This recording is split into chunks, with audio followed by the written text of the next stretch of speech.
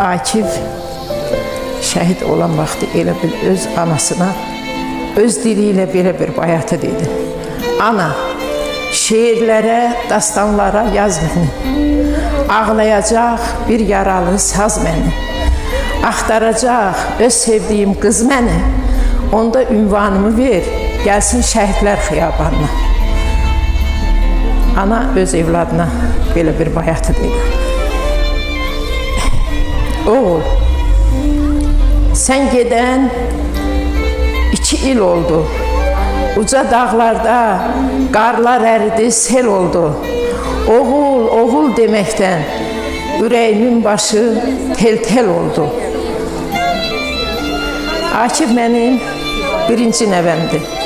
Ona görə də deyirəm, ürəyimin başı Akif, üzlüyümün qaşı Akif. Nə qədər